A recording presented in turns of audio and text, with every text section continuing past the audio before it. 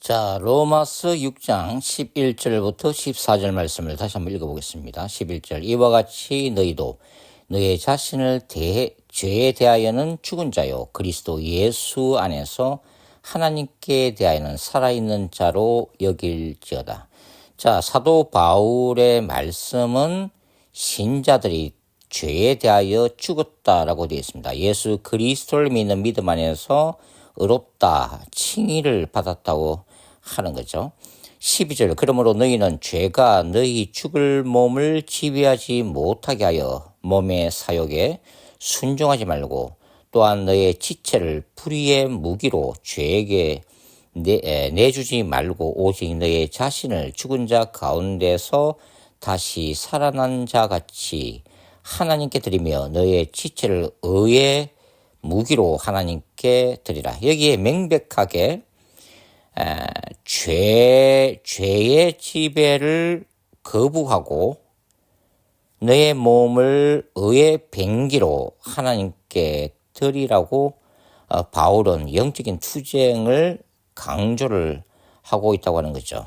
그래서 14절. 죄가 너희를 주장하지 못하리니 이는 너희가 법 아래 있지 아니하고 은혜 아래에 있음이니라. 율법이라고 하는 인간의 본성상 거스르기 힘든 그 죄의 지배하에 있지 아니하고 이제는 하나님의 은혜 안에서 이제는 죄와 그 배후의 사탄을 이길 수 있는 능력이 주어졌음을 지금 바울이 얘기하고 있는 거죠. 자, 여기서 우리가 이제 복음의 본질을 다시 한번 집중할 필요가 있습니다. 한국이나 이민사회나 사실 양적으로 교회가 성장하는 것을 갈망하고 또 그것을 추진한 시대가 있었습니다. 그러나 이제는 교회 성장의 시대가 이제 지나가고 있고 이제는 영혼 추수의 시대, 영적 성숙의 시대라고 우리가 말씀을 할 수가 있는 거죠. 우리가 신학생 때 가졌던 뭡니까? 일그러진 영혼, 우리의 일그러진 영혼은 뭐였을까요? 바로 대형교회 목회자들이었습니다. 교회를 개척해서 5년 안에 10년 안에 몇천 명 또는 수만 명이 모이는 매무도 교회를 만드는 것이 신학생들이 꿈꾸었던 비전, 바로 우리의 일그러진 자아상이면서 우리의 일그러진 영웅상이었던 시절도 있었습니다.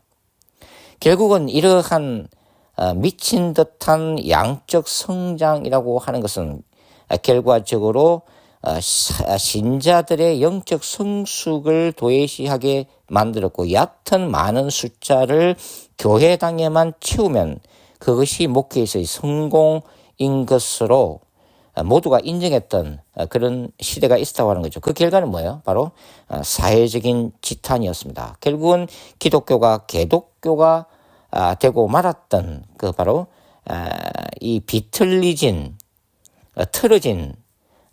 잘못된 열매를 산출하게 된 것이죠. 그리고 교회 공동체라고 하는 그 본질에서 벗어나고 왜곡되고 비틀어진 교회의 모습을 보면서 실망한 많은 성도들이 교회 공동체를 떠나서 자기들끼리 그룹을 형성하고 자기들끼리 신앙생활하는 바로 가난한 성도들로 배회하도록 만든 그 원인을 제공했다고 하는 거죠. 사실 교회에서 전도 활동을 하지만 전도 활동을 받고 교회에 들어온 초신자가 간단한 세대 학습 공부를 거친 후에 바로 교회에 등록하고 출석만 하면 그것도 꾸준하게 주일날 빠지지 않고 출석하면은 목회자들은 그들을 아무런 의심 없이 물과 성령으로 거듭난 신자들, 성도들로 간주를 했다고 하는 것입니다. 그래서 목회자의 설교의 중심은 바로 이미 구원받은 성도들을 향한 도덕적이고 윤리적인 교훈의 차원에 머무는 그런 결과를 가져왔다고 하는 거죠. 자, 복음의 본질은 바로 인간론을 어떻게 해석하는가에 있습니다. 성경이 말씀하는 인간이라는 것은 하나님의 임재 앞에 선 죄인으로서의 인간입니다. 그것이 가장 본질입니다.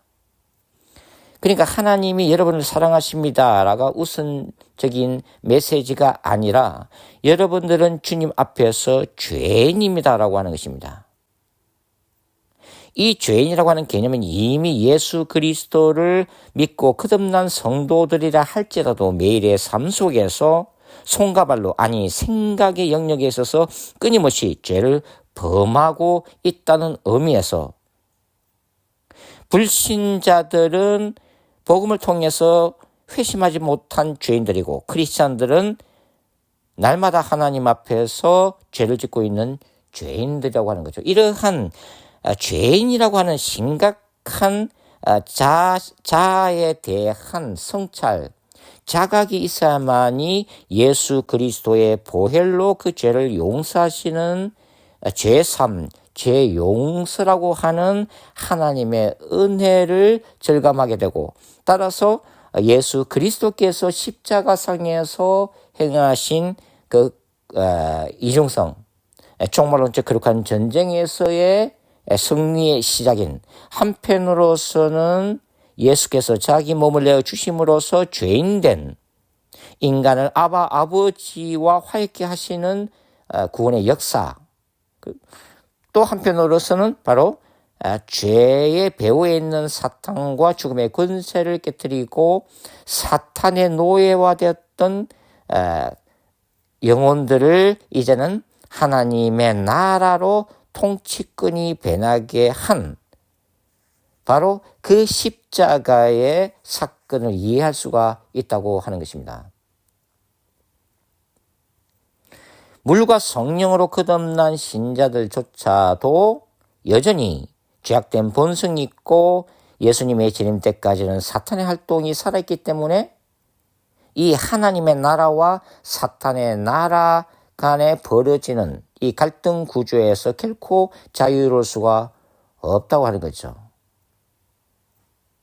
내가 회심함으로써 사탄의 나라에서 하나님의 나라로 들어온 것은 바로 예수 그리스도께서 우리의 죄를 용서해 주시는 세이비어, 구원자가 되었기 때문이지만, 하나님의 나라로 들어온 사람들은 이제 하나님의 나라의 통치, 예수 그리스도를 이제는 킹, 또 삶의 주인, 로드로 섬기면서 그 말씀에 순종하며 살아가야 될 거룩한 의무가 주어진다고 하는 거죠. 이것이 바로 성화, 거룩함의 삶, 또는 영적 성숙을 향해 가는 과정이라고 우리가 부를 수가 있는 거죠. 로마서 6장에서 사도 바울이 언급하고 있는 바로 이 부분이 이 끊임없이 주님 앞에 설 때까지, 개인적 차원의 죽음의 시점까지, 또는 예수께서 재림하시는 그 우주적인 시점까지 신자들은 어떻게 해야 된다는 거? 끊임없이 자기 내면에 있는 죄와 사탄의 유혹을 뿌리치면서 거룩한 전쟁을 수행해야 한다고 하는 거죠. 청교도 영성가 존 오웬은 이것을 죄 죽임의 교리로 설명을 했습니다. 바로 자아 죽이기죠. 인간의 내면, 아니 신자의 내면 안에서 일어나는 치열한 영적 전쟁의 현장을 말하고 있는 것입니다. 개인적인 차원에서의 이 거룩한 전쟁, 자아를 십자가에 못 박는 사탄의 이 세력과 계속해서 싸우는 과정에서의 승리가 있을 때, 그 각각의 신자들이 모인 교회 공동체 차원에서의 거룩한 전쟁도 승리할 수가 있는 거죠. 그것은 한 사람 한 사람이 예수 그리스도의 거룩한 신부로 거듭났을 때 거룩한 신부들로 구성된 교회 공동체가 바로 하나님의 군대가 될 수 있다고 하는 것입니다. 따라서 이 구원과 구원 이후의 방향성은 개인적 차원에서의 거룩한 전쟁에서 사회적 차원의 거룩한 전쟁으로 나가는 것입니다. 이것은 성경적인 방향성이라고 하는 거죠. 개인적인 구원이 있고 개인적인 차원에서의 성화가 있어야 공동체적 차원의 구원과 공동체적 차원의 성화가 가능하다고 하는 거죠. 이 개인적 차원부터 이 사회적인 차원으로 나아가는 이 방향성을 무시하고 이 사회적인 구원, 사회 정의만 외치게 되면 결국 민중신학이나 해방신학, WCC 운동에 빠져들게 되어 있다고 하는 것입니다.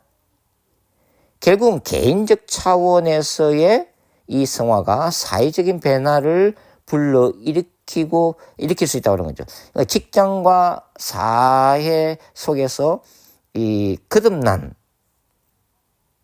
자신과의 내면에서 날마다 회개하고 승리한 이 크리스찬들이 변화된 모습을 보여줌으로 인해서 직장과 사회 속에서 하나님의 나라를 조금씩 확장시켜 나가면서 불신자들에게 참신한 이 복음의 바람을 불러일으킬 수 있다고 하는 것입니다.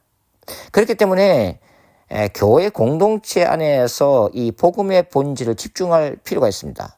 복음이란 것은 결코 한 개인이 구원받는 사건으로 끝나는 것이 아니라 구원받은 신자가 끊임없이 주님 앞에 설 때까지 하나님의 나라를 개인적 차원에서, 공동적 차원에서, 우주 차원에서 확장시켜 나가는 그 모든 과정을 다 아우르고 있는 것이 바로 복음이기 때문에 복음의 깊이는 대단히 넓고도 광범위하다고 하는 거죠. 하나님의 나라라고 하는 관점에서 바라볼 필요가 있고, 특별히 하나님의 나라와 사탄의 나라와의 갈등 구조 속에서 우리가 복음을 이해하고 신자들에게 이 복음을 설교할 필요가 있다고 하는 것입니다.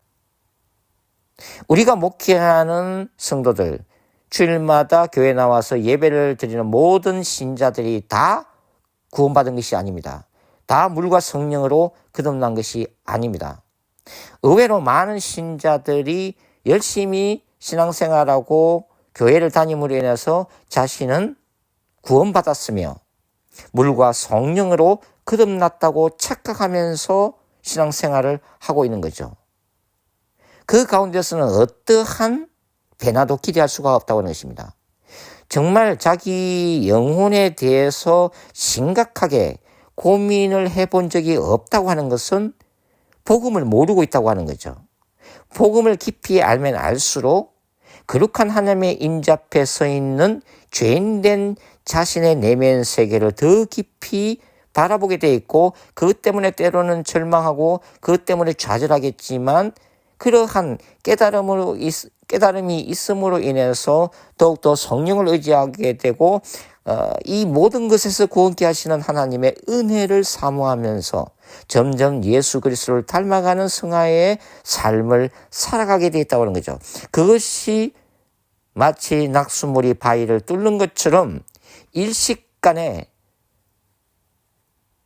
변화가 되는 것은 아니지만 10년, 20년이 지나면서 조금씩 변화되는 그 열매를 맛보고 있다고 하는 것입니다. 지금은 교회 성장 시대가 아니라 영혼 추수의 시대입니다. 목회자들의 사명은 설교를 통해서 한 영혼을 알곡으로 만드는 것이 마지막 때의 사명인 것입니다. 교회 성도 전체가 어쩌면 구원받지 못할 수도 있다고 하는 긴박감, 그 긴장감을 가지고 다시 말씀으로 돌아서 복음을 초보 수준부터 깊은 수준까지 다시 교인들에게 설교할 필요가 있다고 하는 것입니다. 자, 오늘은 이 복음의 본질에 집중하는 것에 대해서 함께 생각을 해봤습니다. 감사합니다. 다음에 뵙겠습니다.